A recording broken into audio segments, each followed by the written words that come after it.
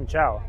Это 6-й выпуск канала «В погоне за стадио». Сегодня нас ждут амарантовый феникс, святой Георгий и даже рис с бергамотом. Поплыли!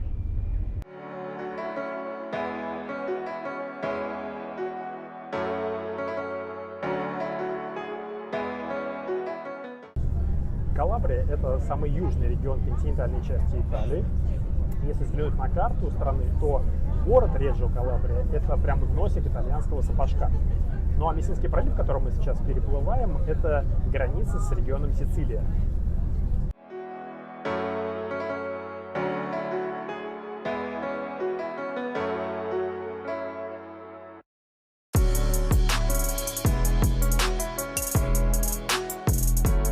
Реджио Калабрия или Реджио ди Калабрия, город можно назвать и так, был основан греками в 720 году до нашей эры. В его истории было большое количество завоеваний, византийцы, сиракузы, римляне и другие. Кстати, тут родилась дочь Юлия Цезаря. Ее назвали Юлия Цезарис Старшая. Наверное, очень оригинальное имя, да?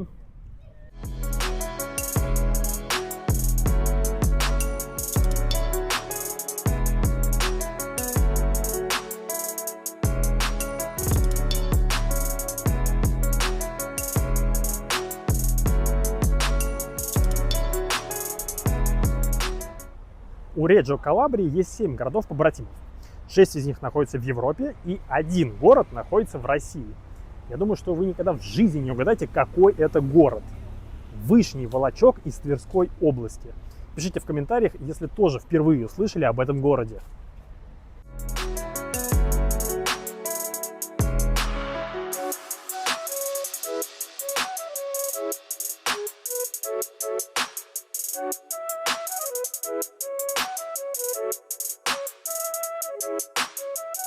Так, что это такое? Что это такое? Это оранчино. Что такое оранчино? Это рис, обжаренный во фритюре с разными наполнителями. Конкретно вот этот оранчино с сальмона, то есть с лососем. Вообще есть то, о чем я говорил в начале этого выпуска, с бергамотом. Сейчас бергамота, к сожалению, нет. Я не удивлен, потому что мы пришли через час после открытия и все разобрали. Вот. Но я вам очень советую это съесть. Это супер калорийно, это супер не полезно, но это очень и очень вкусно. И это настоящая сицилианская еда.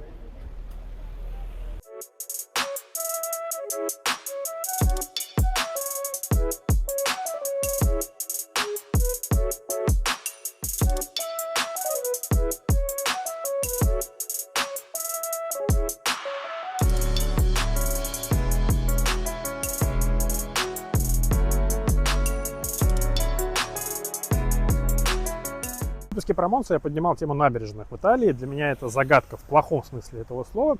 Но вот как раз таки в Реджио Калабрии с набережной полный порядок.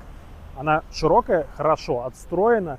Здесь большой променад, большое количество кафе. Здесь просто приятно прогуляться. Прям супер приятное место.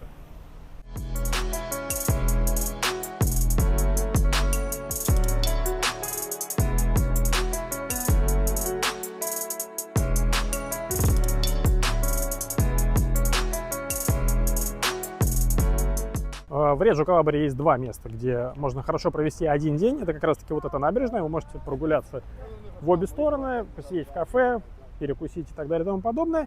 И отправиться на Корсо Гарибальди. Это как раз таки 2-е место в Реджио Калабрии, которое точно стоит за один день посетить.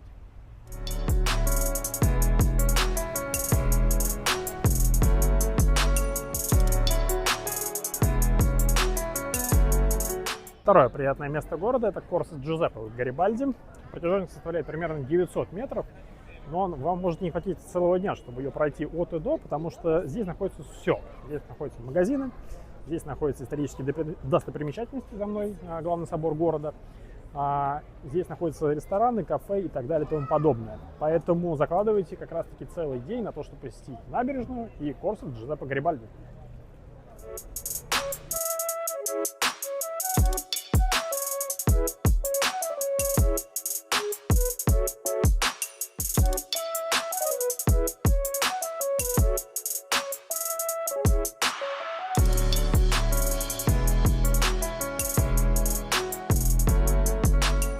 В Калабрии есть вот эта штука, которая называется ндуя. Наверное, вам что-то это напоминает. Мне это напомнило аджику, но на самом деле это и есть аджика, по большому счету калабрийская. Вот, ее может на все что угодно. Продается она тоже во многих местах и стоит на самом деле гораздо дороже, чем аджика. Я не понимаю почему, но это действительно очень вкусно и с такой перчинкой, островато.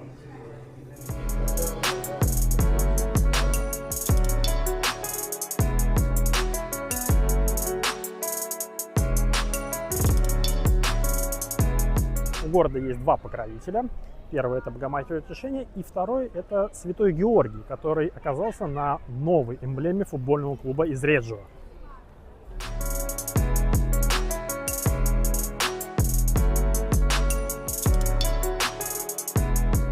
У клуба из Реджио Калабрии не только новая эмблема, но и новое название — Ла Фениче Амаранта. Амарантовый феникс. Амарант, феникс. Причем тут вообще Реджина? Что вообще за набор слов? Вообще о чем речь?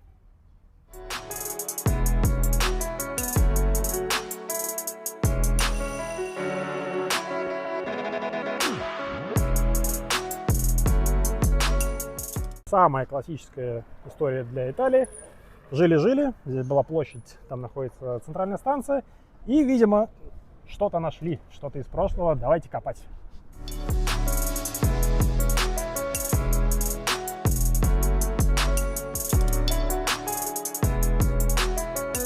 Так, давайте разбираться.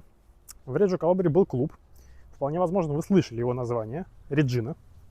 И это вполне естественно, потому что в общей сложности он провел в серии А 9 сезонов, а образован был в 1914 году.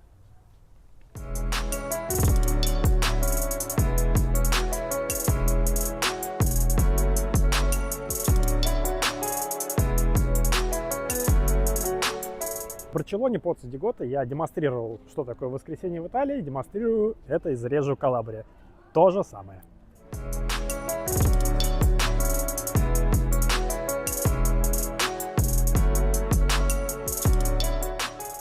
Что случилось? Как обычно в Италии, банкротство. Реджина не смогла вовремя погасить долги перед налоговой и предоставить соответствующие необходимые документы о реструктуризации долга.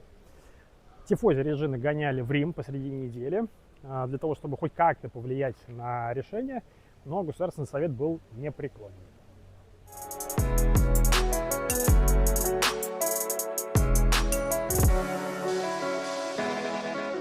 Клубный магазин, к сожалению, закрыт.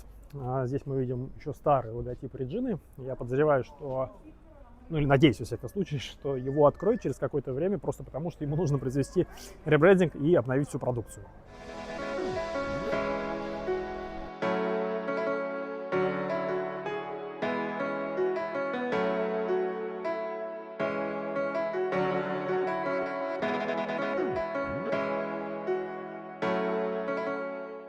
Результат: Реджину расформировали, из серии Б отправили сразу в серию Д.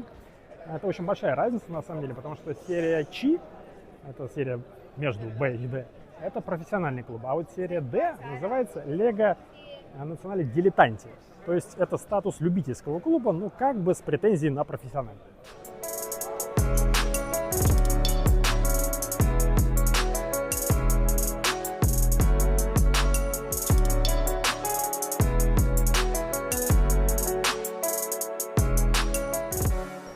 Стадион Эрнесто Гранелли был открыт в 1932 году на месте другого муниципального стадиона города.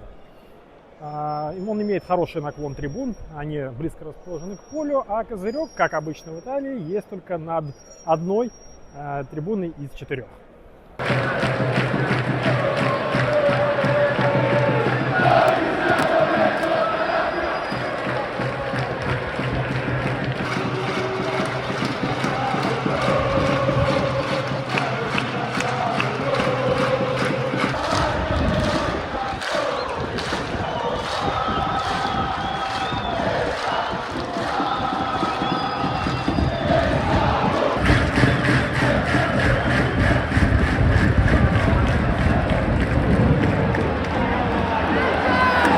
Эрнесто Гранелли был первым президентом Реджины, который смог ее вывести в серию Б. А также он был мэром города Реджио Калабрия с 80 по 82 год. Кстати говоря, вот именно этот стадион является самым большим в регионе Калабрия.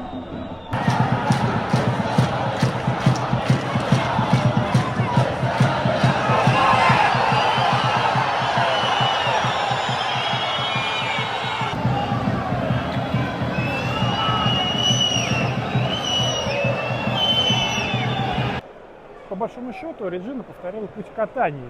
Про это я вам рассказывал ровно месяц назад, когда Катания играла с Кротоной в серии Чи.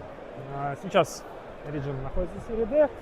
Катания уже поднялась из серии D в серию Чи. Я уверен, что у Реджины это тоже получится, потому что нынешнее банкротство 2023 года уже третье в истории Реджины. И я уверен, что они найдут силы для того, чтобы снова подняться в профессиональный футбол.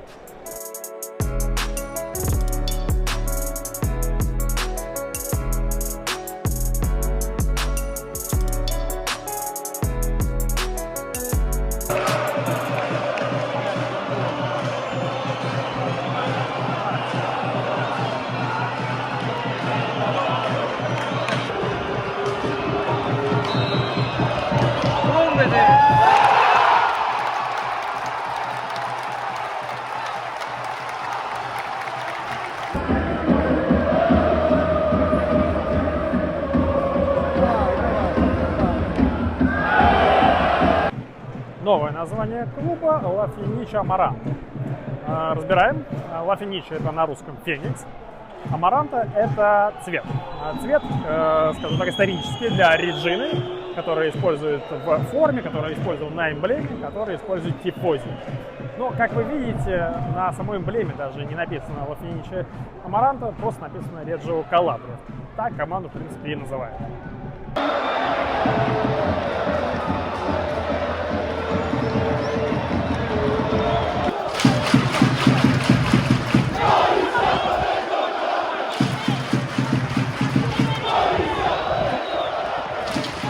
Разные годы за Реджину играли довольно известные игроки, уже тренеры. Андреа Пиро, 28 матчей за один сезон и 6 голов. Франческо Ачерби, нынешний защитник Интера. Джованни Ди Лоренцо, нынешний капитан Наполи. Джереми Менес, который очень неплохо попылил за Милан в свое время, тоже был в прошлом сезоне. В прошлом сезоне главным тренером был Филиппо Инзаги, тот самый Супер Пипо, который забивал из бесчисленного количества офсайдов, как все знают.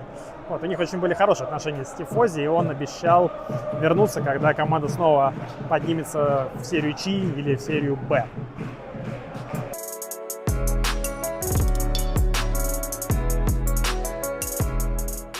Подходит к концу очередной выпуск канала «В погоне за стадио».